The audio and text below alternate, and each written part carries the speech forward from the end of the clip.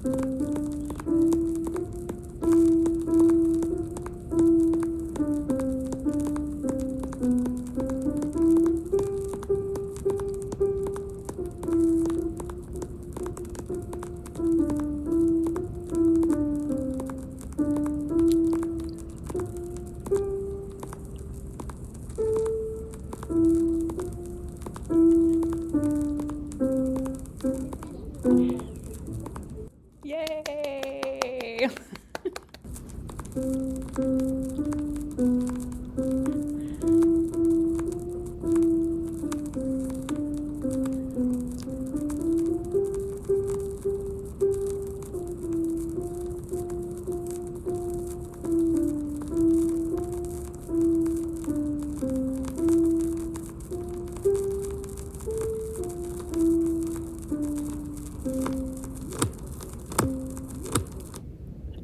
Oh, that was delightful. It makes me think of my son plays the accordion of all the instruments. Oh, wow. And he'll do that. He'll like play, he'll play kind of once and like make all the mistakes, and then he'll be like, okay, now I'm going to do it right. And then he plays it right. I love that. How old was DePreist, do you think, when this was done? The date is 1940 to 1949, so that's sort of a big... That's a big span. That is a big span. Yeah, I'm not completely sure. When was he born? What year was he born? What did I just say? 36. 36. So it would have been Oh, so he would have maybe been, 7-ish? yeah, 7-ish. Yeah, that's lovely. All right. Okay. I really love that. That's very nice. Okay, and then the next one is, what's the next recording? Yeah, so the next clip is also just a couple of minutes long. It's a Voice of America radio broadcast from the 1970s. We also don't have a definite date. The Whole World in Her Hands is music with interviews, including James DePreist, as an adult, speaking about the Constitution Hall DAR rejection that led to Marian singing at the Lincoln Memorial to an audience of more than 70,000 people in 1939. All right, so I think this is the right place to start. The assistant music director of the National Symphony Orchestra of Washington, and incidentally Marian Anderson's nephew, reflects on the repercussions of that event. I remember my first time coming down to conduct the National Symphony in 1970. It was at Constitution Hall, the same hall where my aunt was not permitted to sing. And I was thinking of how easy it was for me coming to Washington and being able to stay in whatever hotel I wanted. And it's a much easier time now, and the time when my aunt was building her career was incredibly difficult for a black woman or a black man to achieve what he or she wanted to achieve. I think that now that there are more opportunities, that one can look back at all of the things that my aunt was able to do in the face of all of the little indignities that had to be gone through merely because she was black. Look back on that period with tremendous awe at how one was able to carve such a distinguished career in the face of so many ridiculous insults. Sometimes I feel like a motherless child. I definitely feel that the way that things happen to us in our lives probably might have been ordained before we came on the scene.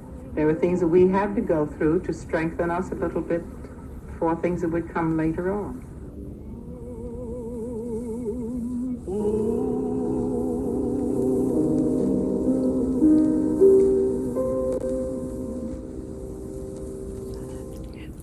Life on... All right.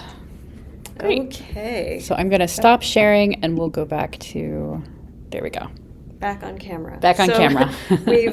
We're finally arriving at the documents, starting with the letter. So this letter comes from the James DePreist collection, which came to Penn from his widow Jeanette DePreist in 2015. It's written to his Aunt Marian, and since it is likely hard for you to read on the screen, I'll read the first portions aloud, as I really find it quite moving and evocative of their bond. It's dated April 4th, 1959, when he would have been working on his master's degree at the Annenberg School. So bear with me while I read. My dearest Aunt Marian, for the past 3 years, I have been promising to write you this letter, and now I'm doing it.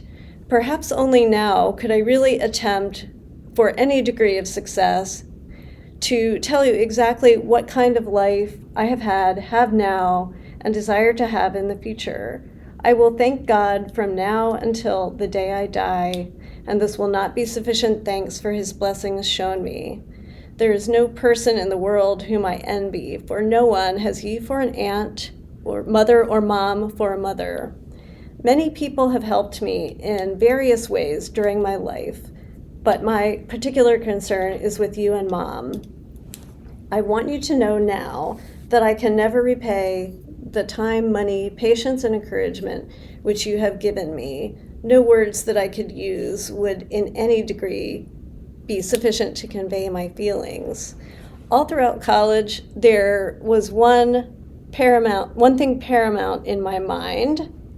Bear with us while we carefully turn the page. Yes, and this is me Pauses turning the for- page. Thank you, Dot. There we go. And I'm just going to move the camera back up to the top so we can, there we go.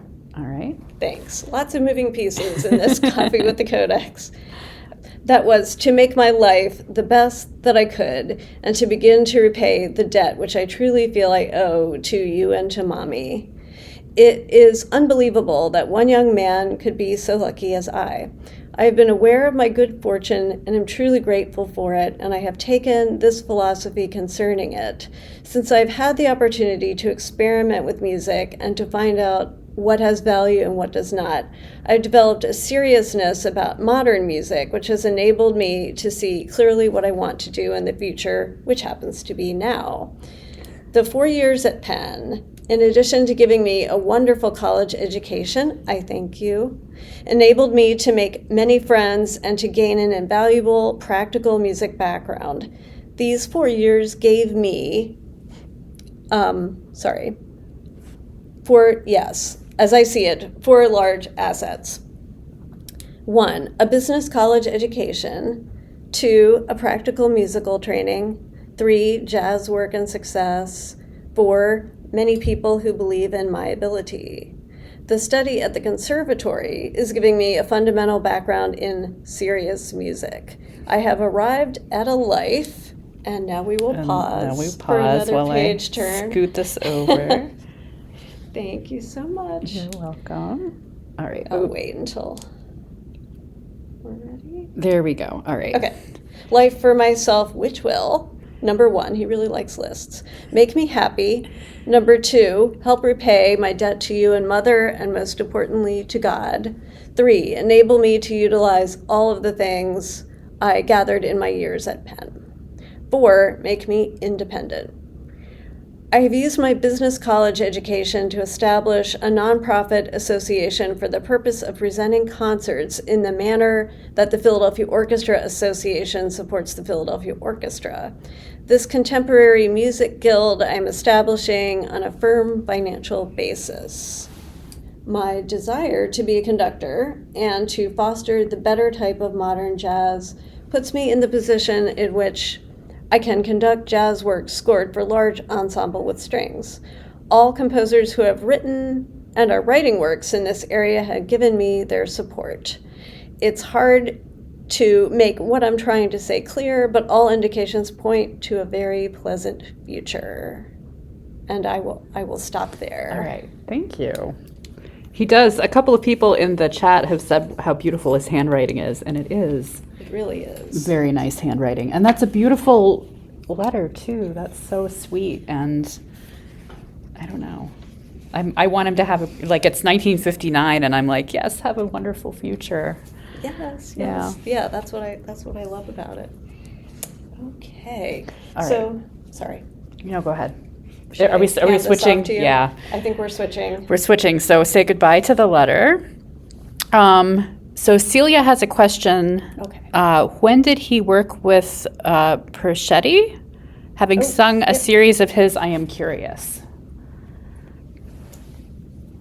I have the dates I have are 59 to 61, 1959 to 61. 59 to 61. That I pulled from that biography. All right. Thank you. Yes. All right. You're So. welcome. Okay. Okay. Should we pull the pillow? Oh, yes. It's pillow time. Maybe a little bit. Here we go. A little easier to hold. We should have some hold music. There we go. All right. Here we go. So this is. Right. So James DePreist was a man of many talents, one of which was poetry. As I mentioned earlier, in 2018, the Kislak Center and the Music Department and Music Library hosted a symposium in honor of Marian called Sound, Gender, and the Color Line. And Kislak's now retired director of Rare Books and Manuscripts, David McKnight, who some of you may know, commissioned a printing of James's chapbook by the UP Common Press, University of Pennsylvania Common Press. So that's when this was printed. I thought for some reason this was printed in pretty recently. Yeah. Oh, yeah. wow. That's so neat. I've been working Yeah. with the Common Press It's- on some projects, so that's very cool. They're great. And Jeanette DePreist provided the permission to print these. So I'll read one poem aloud. It's the title poem, and it's called Dancing in the Dark. And you're gonna Yeah. see. Okay. Yeah. We had a party, Rabbit and I, lit the candles to brighten the dark, the special ones in the silver candlesticks. We invited the crickets to play their song, and we danced and danced, Rabbit and I, and the crickets played on. We drank champagne, laughed our silliness, cried our aloneness, and we danced and danced, Rabbit and I, while the crickets played on. The summer wind surprised us all, caressing my skin, flirting with our candle, and in the cavorting shadows of the wind-blown flame, we danced and danced, Rabbit and I, while the crickets played on. And all in an instant, the wind stole our flame and left us alone in the summer moonlight, weeping in our aloneness, as we danced and danced alone in the dark, Rabbit and I, and the crickets played on. That's the end of the book. Nice. Do you mind if I kind of flip through while you Go for it.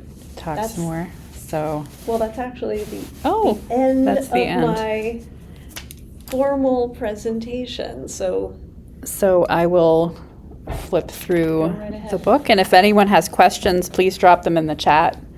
I think what I like, first of all, thank you for coming pleasure. and sharing this with us. What I think I like about this, in thinking about it in comparison with sort of what we usually do, which is where we're just looking at the books, is that we're really getting to see the humanity of the people behind the works that we are kind of looking at. And it's easy, I mean, I think about it a lot, but about the humanity of the people who made, like the medieval people who made the books and used the books that we're doing, but you don't actually get to hear their voices and think so much about their lives and their personal lives and their interrelationships. And I like this because these are people who lived very recently, and so it's a lot easier to kind of get into their heads in a way that we can't usually in this program because of the material that we're looking at. So Yeah. that's my thought. I don't know if anyone else has questions or thoughts. This is a beautiful book. Isn't it? Yeah. I kind of like it even better now that I know that the Common Press made it. So this is it's a collection of his, because you said that he had, I guess during his lifetime, he had 2 collections of poetry. Yes. So do you know if these are, a note about these poems. Here we go. Okay, there we go. The poems included in this chapbook were found among James DePreist's papers after his death in February 2013. Oh. Pristine on the page, it was evident that Maestro DePreist, the author of 2 other poetry volumes, had planned to publish these poems while he was still alive.